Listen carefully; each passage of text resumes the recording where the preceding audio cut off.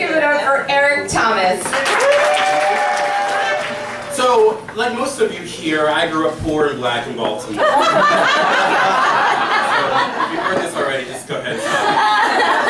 I hated it, and I was miserable. And so, you know, as soon as I had the chance, I beat it out of there. I came up here. I went to school here in New York. I went to Columbia, which was the first of a decade full of mistakes. And this isn't a story about that mistake. It's a story about a slightly larger mistake. And so, you know, suffice to say, Columbia sort of ended weirdly, and by 2002, I was back in Baltimore, living in my parents' basement, and substitute teaching kindergarten while the real teacher was in rehab.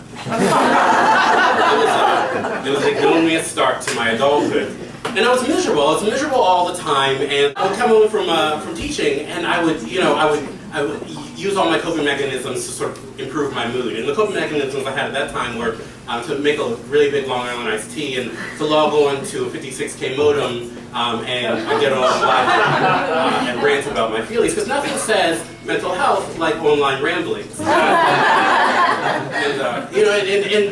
56K modem, that was the big time. I came from an Ethernet in college, but back in Baltimore, we just had the 56K, but I still felt like I was like really on the cutting edge. You know, like there was that sound, that great sound. We were just talking about it at the table earlier, like that meant like you were about to have an experience. And the experience that I had online most of the time was just this constant complaints. I had nothing positive to say, and LiveJournal was a great place to put all those thoughts. At Baltimore, in Baltimore, there's a lot to rant about. And if you don't know Baltimore, you'll hear, well, this is all you really need to know. You can learn from watching The Wire or from Hairspray. Baltimore is a place where there's constant racial problems, drugs, and dancing. That is what it is. And the first thing was always on my mind. Race. It was all about race, and I felt like I had escaped it when I came to New York. In New York, I felt like I was different, and I was a blossoming young talent, and I had diverse friends, an open heart, and a full head of hair. I took most of my self-actualization from Felicity at the time. But in Baltimore, I was this internet troll, and I was acutely aware of all the weird exigencies of race, and it made me really upset. And I write about it all the time. Like one Halloween, I was just running this rant about all the different sexy girl costumes, because I just found them so ridiculous. And I picked out one girl who was wearing a sexy Snow White costume, because why not sexy Snow White? But the issue was that this was an African American girl wearing a sexy Snow White costume, and I'm sorry. You can't be Snow White if you're a black girl. The defining characteristics of Snow White are, apple in hand, one bite taken, a little black bob, adorable, red bow, and a skin as white as snow. That's like me shaving my head and saying, I'm black Lex Luthor. I'm not. I'm Kareem Abdul-Jabbar. That's not even here nor there. I just want to say that. So the race was everywhere, and I was constantly aware of it. In the fall, I went back to school, but not in New York, in Baltimore. I went to University of Maryland. And I didn't join any clubs. I didn't do anything except for volunteer for the student newspaper, because they gave me free tickets to theater. And that's really all I wanted to do, was just see theater, get on LiveJournal, complain my life. I took a sociology course, and we were reading Pudd'nhead Wilson by Mark Twain. And I learned about this idea of white privilege. And I was like, I like that. That sounds nice. It sounds like a really great thing. And I don't have time to explain to you what privilege is, but I assume you know what it is. I didn't get that I couldn't, because I was black, I couldn't have white privilege. I just was silly.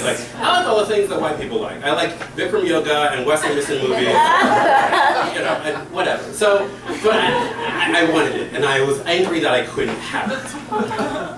February of that year, I was walking through the school bookstore, and they had this display of all these books by African American authors. And above the display, there was a sign that said, "From bondage to books, Black History Month."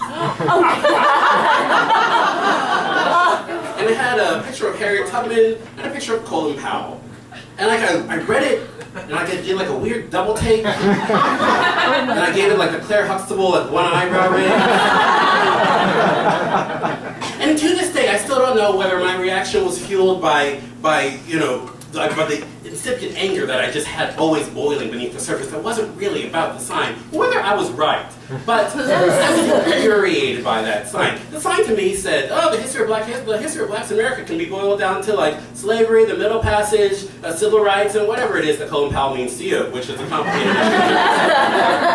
And I was insane with fury. And so I did what any budding internet troll would do. I got on my computer and I wrote about it. I decided that I was going to write an article for the school newspaper. And again, all I had written previously was movie reviews and theater reviews, but I was like, I have an editorial and you're going to publish it. And I decided that it needed to be a satire. Now,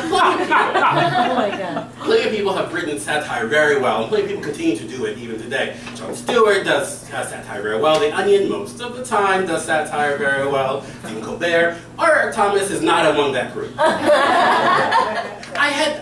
I didn't really know what satire was. I just thought it was like sarcasm and anger. And so I write this article.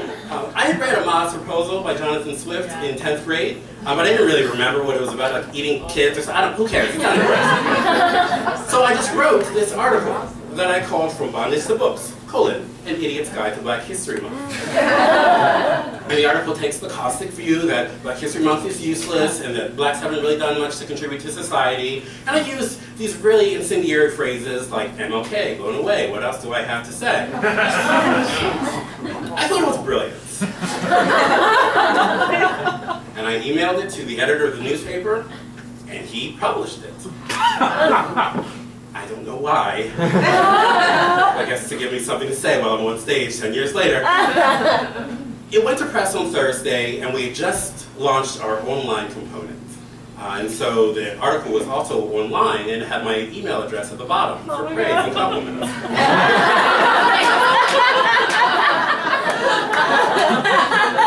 Now this is important. My name is Robert Eric Thomas. I go by R. Eric Thomas, and it's an ambiguous name purposely. My parents didn't want me to be identifiable by race name.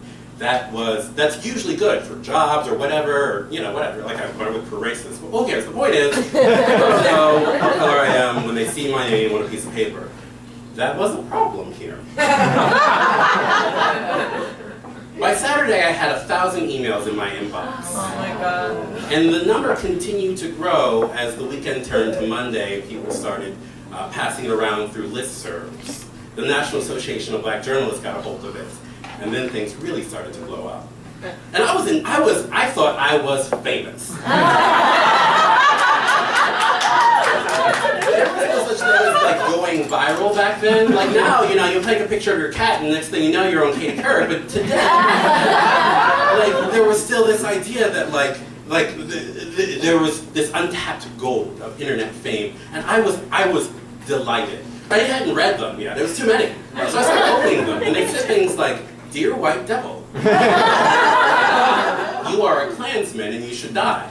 These are exact quotes, and I was perplexed. And it wasn't until I opened one inviting me to speak at an ultranationalist rally in Kentucky that I thought, maybe they haven't quite understood that it was a satire.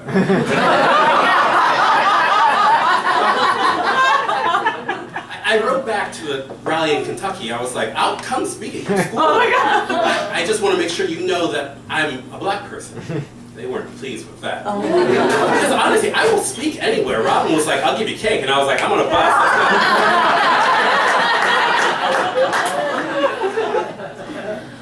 Things on campus were fraught. But because I didn't know anyone, I didn't make any friends, nobody knew who I was. Nobody could say, oh no, I know that guy. He's black and angry, but he's not a racist. The Black Student Union held a town hall in this huge lecture hall. And apparently everyone was invited, except for me. And so I went, anyway, because whatever. And I stood in the back and I just listened to all these people talk about how angry they were and how hurt they were. And they talked about this racist named R. Eric Thomas. I turned to a guy next to me and I was like, this is some shit, right? And he's like, yeah, this guy, R. Eric Thomas, sounds like a real asshole. And I was like,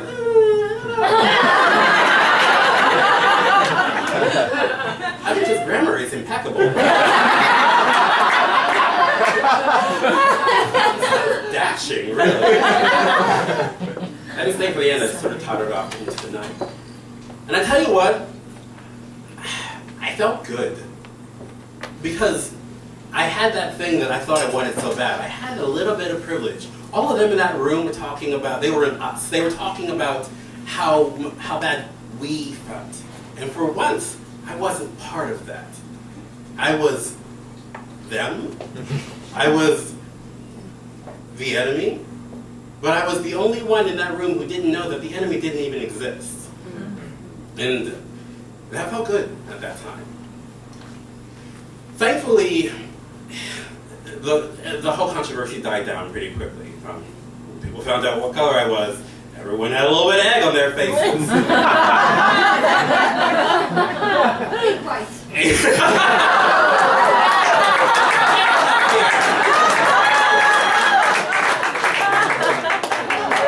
I will say, like, you know, this was pre-Google, and so when Google first, like, well, not pre-Google, but pre its popularity, when I first started Googling myself, which I do every 3 hours now, it was the article and all the attendant publicity was the first thing that came up under my name, and that sucked.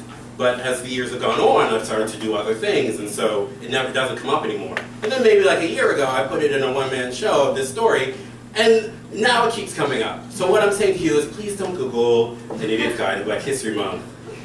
That said, the internet, that they say, is written in ink, or whatever that means. Everything is always permanent. Nothing changes on the internet. But I tell this story, and I keep telling the story, because it's true. Nothing does change on the internet. It doesn't go away. But people change, and I changed. Thanks for letting me share.